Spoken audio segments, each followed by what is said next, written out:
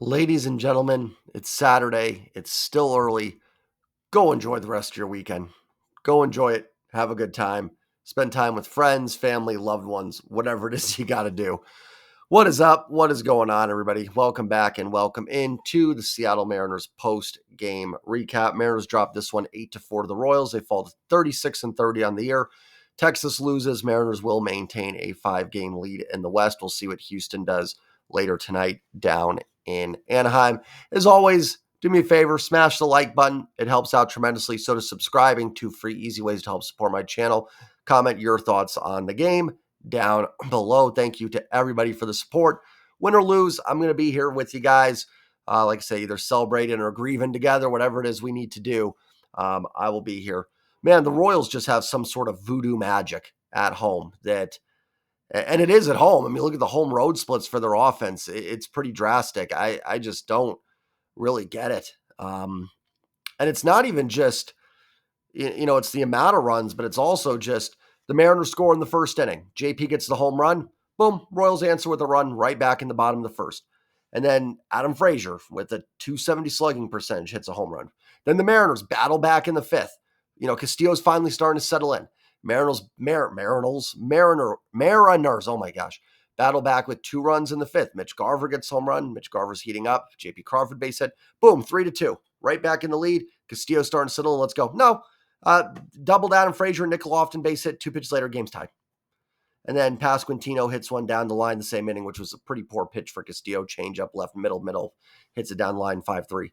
I just you score. I said on Twitter, and I'm being a little sarcastic. I'm serious. Like, Mariners could score 8 runs next inning. Rose just going to score 8. It's just how this series has been. It's how it's been the last 3 years in this stadium for the Mariners. I mean, it is just a absolute house of horrors. I don't even think their record is that bad in the stadium.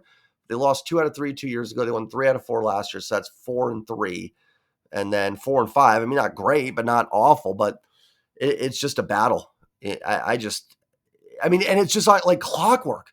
I mean, it is clockwork. Like I said, especially in that 5th inning, 3-2. Castillo looked like he had settled in. I mean, and not even like a walk and out, a hit and out, and then one falls in. Nope, just Frazier down the line, Lofton pokes on the right, and it's tied. I mean, not even like a chance to sit and take a sip of your drink, and they've tied it back up. They are so frustrating to play. I'm dead serious. I said yesterday, I mean, I'd rather play the Yankees, Dodgers, Braves hybrid with the 2019 Astros and Griffey, A-Rod, and Randy Johnson throwing the team than the Royals in the playoffs, especially in Kauffman Stadium. My gosh. It was funny because Aaron Goldsmith was talking about he doesn't understand how they score so much. Blowers made a good point. They put the ball in play and they've got speed. It is true. I don't know if it explains all the success at home, but man, it is crazy. I mean, I did talk about it a little bit last year. I'm not trying to turn this into a Royals post-game recap, but I said if they could just get average pitching, because their pitching was so bad last year, that I think they could have something there. Maybe not as good as they've been this year, but I mean, it wasn't just like bad pitching. It was atrocious too. I even think I made the comment, if you put 5 Marco Gonzalez's in their rotation, I think they win. They go from 57 to 70 wins just by having that level of pitching.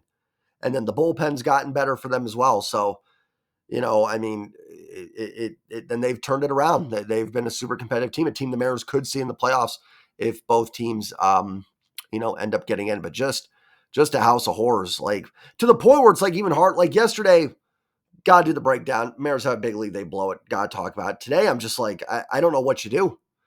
I don't know what you do. I mean, Castillo wasn't super sharp. Bullpen wasn't great, of course, but man, just pesky. I'm going to go through the box score real quick. Then I'm going to get out of here. I have nothing else but Royals voodoo magic. And guys, tomorrow, I mean, who knows? Maybe Cole Reagans. Maybe that's the guy you get to. I highly doubt it. Reagans has been outstanding. The Royals just seem like the type of lineup that's going to give George Kirby fits. Those teams that just put the ball in play.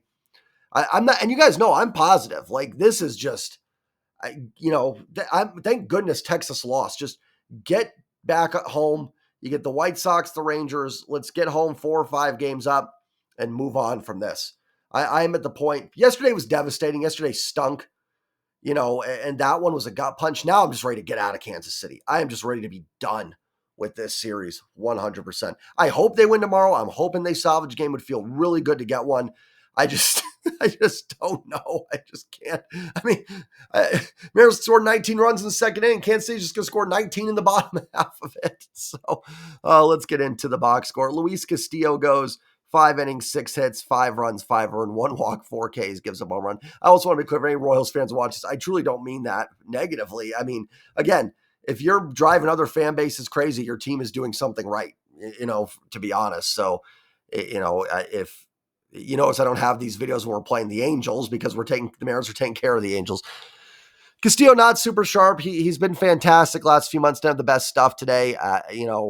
Giving up a home run to Adam Frazier is super frustrating. The pitch to Pasquantino, which essentially was kind of the dagger, was not a very good pitch. 89 changeup right over the heart of the plate.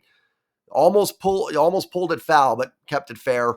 Held Bobby Witt Jr. in check, but this lineup's just so pesky. I mean, there's just they don't chase. Actually, I think they do chase a little bit. They don't swing and miss a ton. I don't know. Actually, I know they don't strike out a ton. That's for sure. I actually think they do chase out of the zone, but they don't strike out a ton. They lay off pitches, that are close. Castillo wasn't great. I'm not going to stand here and praise him, but Castillo's been outstanding the last, couple months. Had a bit of a rough one tonight. It happens. Certainly frustrating. Mariners get the lead. You would like to see them keep that at 3-2. Castillo have a big shutdown inning. Maybe the offense goes back out, can add on a run or two, and you're feeling pretty good. Maybe you can get that lead to 4-2, 5-2, something like that. But unfortunately, couldn't happen. Castillo will be fine. He'll bounce back, but just another microcosm of the frustration of this series. Kirby Snead gives up 2 runs, walks 2 in his inning of work. Kyle Isbell gets him for a double down the line. Isbell's first extra base hit off a lefty all year. Of course, it's against the Mariners. Kirby Snead's a guy I don't really know what he's doing on the roster. I get you want to have 2 lefties, and Snead's been okay. Like, he hasn't been awful. But it's just, again, when you've got guys out, it's just everybody else having to kind of move up a little bit in the pecking order. And, it's Kirby Snead comes into a 1-run game, still fairly high leverage spot, keep it at 5-4. I know the Mariners didn't score again, but your mindset's a little bit different when you're down 1 run versus 3 runs. At this point, here's the thing. I don't think Kirby Snead is like the worst pitcher ever.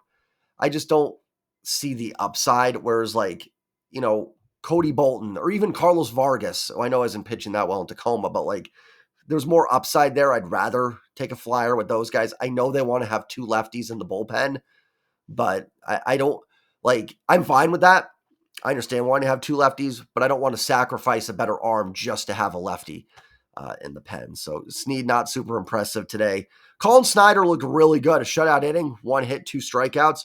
The offense has actually been a pretty good positive this series, and so is Colin Snyder. Colin Snyder's looked really good. And listen, with the bullpen, Munoz was back today, didn't pitch, but it sounded like Munoz was good to go. But with the injuries this bullpen is facing, anybody that can step up and give you some high leverage spots and get the job done is a huge positive. If everybody was healthy, I wouldn't think much of the Colin Snyder outings. But with the injuries, yeah, I'm looking for anything. Good to see. Maybe Colin Snyder's a guy that can, at least if it's not pretty, get the job done. Get you some high leverage outs. And anybody that can step up and do that right now is huge.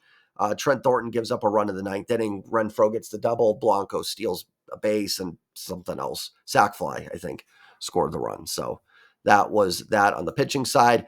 Of course, and not that the offense was amazing today. 4 runs isn't something we should be running down the street praising. But again, a series where the offense has scored 13 runs in 2 games and you're 0-2. It's frustrating. The offense finally has a pretty decent series here. Gets on track a little bit, and then the pitching, just frustrating. Offensively, J.P. Crawford, 2 for 4, leads off with the home run and has the RBI single. Good to see. Rojas, 0 for 4, hit into a bit of a tough lockout. Lofton made a nice play on the ball in the 5th inning that could have given the Mariners another run, maybe go up by 2, and that game changes a little bit. Cal had a base hit. He's been scuffling. I think we'll see Cal off tomorrow. The base hit was hit hard. That was good to see. But, man, Cal he looks frustrating right now. Cal's had some really, really tough at-bats. I don't know what you're doing with Sebi Zavala on the roster. I mean, we'll see if Mitch Garver catches tomorrow. I think if they were off Monday, Cal would probably catch. But you got a game Monday. If it's not Zavala tomorrow, get him off the roster. I mean, what are you doing? What's the point? If you're not going to use them, and listen, I don't think Seby Zavala is that good or anything, but there's no point in using that roster spot. Bring up another reliever. Get another reliever in there. You've been going through the bullpen. There's been injuries. Throw another body in there. Bring up Cade Marlowe, someone that can help be a defensive replacement, run the bases, and isn't completely lost as a hitter if he's got to take some at-bats. But we'll see what they end up doing tomorrow. I guess they will go as Zavala. Luke Raley was 0 for 3, did work a walk. Mitch Garver, 1 for 3, had the home run and a walk. He stung a ball in the 8th inning as well, which would have brought the tying run to the plate. It was a 910 expected batting average, 103 off the bat. Of course, it went right to a Royals glove, as seems to be the case this series. Mitch Garver looks dialed in. Really, really good to see. We've seen Ty France turn around. Unfortunately, Ty France scratched today with an injury. Again, more Kansas City voodoo. Ty France has raked against the Royals, and he's really been one of the better hitters the last month or so for the Mariners. And there was a couple at-bats there in this game. I think it was against, who was the Royals lefty that came in? Long came in. I think the Mariners had the bases low in the 6th inning with 1 out. You could have really used a Ty France there, a right-handed bat in that situation. And unfortunately, he had to be scratched. But yeah, Mitch Garver's starting to turn it around a little bit. I shouldn't say a little bit, a lot. He's had really nice finish to the A series and a great series in Kansas City so far. Listen, I will say that this series has stunk, the big one. But if you're getting this offense going and Mitch Garver is finally locking in a little bit, probably more important than the series itself. Not trying to cope away a couple tough losses, but long term, Mitch Garver being good and back is better for this team than just getting one win here. So if you want some positives, that could be one. Dylan Moore was 0 for 3, had the sac fly. Canzone had a base hit. Bliss had a nice base hit as well in the 5th inning to bring J.P. Crawford up to take the lead. Mariners maintain a 5-game lead in the division. Listen, I know this series is frustrating. Yeah, today didn't bother me as much. Yesterday was like I said, that was the devastating one. Now I'm just ready to throw this series away. Just to move on. If you would have told me on June 8th, the Mariners have a 5-game lead in the division, I know I use this analogy or this situation a lot, but if you would have told me, do you sign the paper? Do you want to sign up for that? I'm signing that every day. That's the best hope I can give right now. Get out of Kansas City. Get back home. You do actually face a couple tough White Sox pitchers, so I'm not trying to say come back home, you're just going to sweep Chicago. Not going to be easy, and Texas is going to come in desperate, just like Houston did in their series. Even though the Mariners took care of them 1-3 out of 4, you're going to get all Texas can handle when they come in for that series next weekend. But for right now, get me out of Kansas City. If you can find a way to salvage tomorrow, awesome, love it. If not, get me back home. I'm done with Kansas City.